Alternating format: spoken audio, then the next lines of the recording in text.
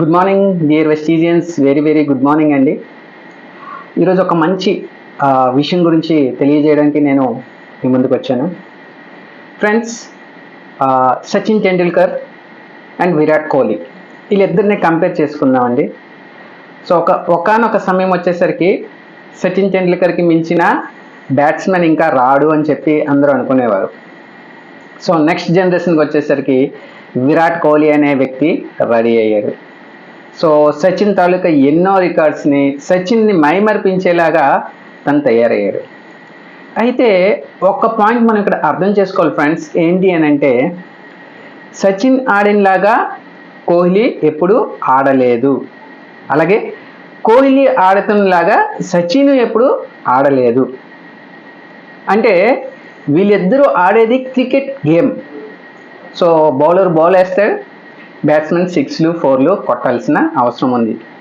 Okay, కానీ ఎవరి style వాళ్ళకి ఉంటుంది.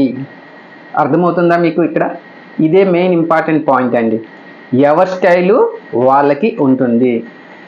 ఎప్పుడైతే విరాట్ కోహ్లీ సచిన్ టెండూల్కర్ లాగా ఆడాలని ప్రయత్నం చేశాడో అప్పుడు విరాట్ కోహ్లీ కొన్ని మ్యాచ్ల్లో ఫెయిల్ అయ్యాడని చెప్పి చాలా ఇంట్రెస్ట్లో చెప్పాడండి. సో దాని తర్వాత ఏమైందని అంటే, నేను ఎందుకు ఫెయిల్ అవుతున్నానా అని చెప్పేసి సచిన్ టెండూల్కర్ దగ్గరికి వెళ్ళి సలహా తీసుకుంటే ఒకటే అన్నాడు, నువ్వు చెప్పిన మాటల్లో కొన్ని షాట్లు నన్ను అనుకరించి ఆడాలని అనుకుంటున్నాం, సో అది చేయొద్దు. నీ సహజ సిద్ధమైన ఏ ఆట ఏదైతే ఉందో ఆ ఆటని మాత్రమే నువ్వు ఆడి చూడు, ఖచ్చితంగా సక్సెస్ అవుతావు అని చెప్పేసి సలహా ఇవ్వడం జరిగిందటండి. ఎప్పుడైతే ఆ సలహాని పాటించాడో విరాట్ కోహ్లీ చాలా ఫాస్ట్గా తన కెరియర్లో గ్రోత్ అవ్వడం స్టార్ట్ అయిందటండి. సో ఫ్రెండ్స్, ఇక్కడ చూడండి, ఇద్దరు ఆడేది క్రికెటే, ఓకేనా? ఇద్దరికి బౌలర్స్ బాల్ వేస్తారు, ఇద్దరు బ్యాటింగ్ చేయాల్సిందే, ఓకే, ఇద్దరు ఫీల్డింగ్ చేయాల్సిందే. ఇద్దరు ఆడిన ఆట ఒక్కటే అని మళ్ళీ చెప్తున్నాను. ఎందుకు చెప్తున్నాను ఇప్పుడు మీకు అర్థమవుతుంది. సో కానీ ఇక్కడ సిస్టమ్ అనేది ఒకటి ఉంది. ఏంటి ఆ సిస్టమ్?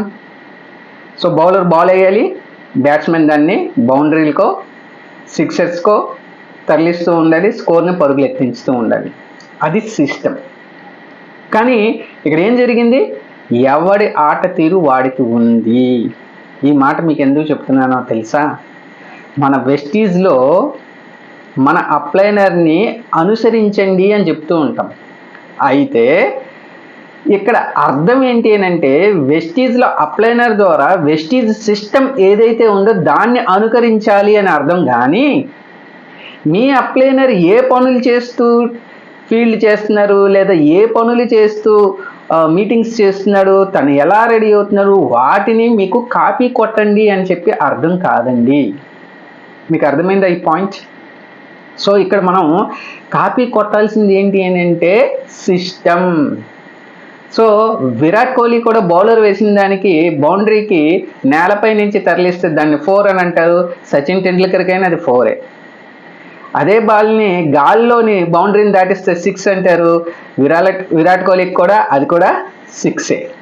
అంటే ఇక్కడ సిస్టమ్ అనేది ఇద్దరికి ఒక్కటే, కానీ ఎవరు సహజ రీతిలో వాళ్ళు ఆడడం ప్రారంభించారు.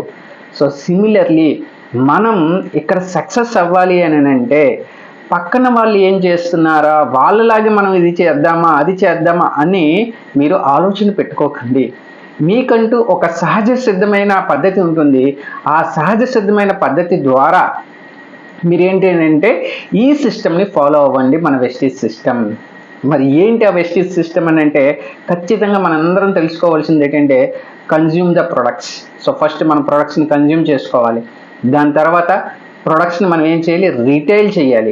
అండ్ మూడోది వచ్చేసరికి ఏం చేయాలంటే, ఎవరైతే ప్రొడక్ట్స్ రీటైల్గా కొనుక్కొని వాడుతున్నారో వాళ్ళని సిస్టంలోకి తీసుకురావచ్చేటట్లు రిక్రూట్మెంట్ అనేది చేయాలి ఫ్రెండ్స్. సో ఈ వీడియో నేను ఎందుకు చేస్తున్నానో తెలుసా?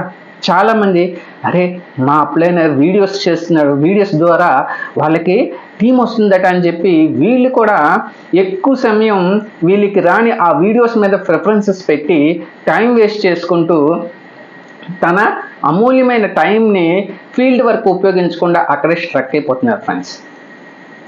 సో అందరూ కూడా యూట్యూబ్లో వీడియోస్ చేసో, ఇన్స్టాగ్రామ్లో రీల్స్ చేసో, లేకపోతే ఫేస్బుక్లో పోస్టులు పెట్టో దాంట్లోనే టీం వస్తుందని చెప్పి ఎప్పుడు మీరు అనుకోవద్దు.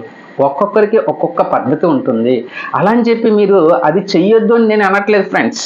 నేనేం చెప్తున్నానంటే మీకంటూ ఒక సహజ సిద్ధమైన బాగా ఇష్టమైన పని ఏదైనా ఉంటుంది.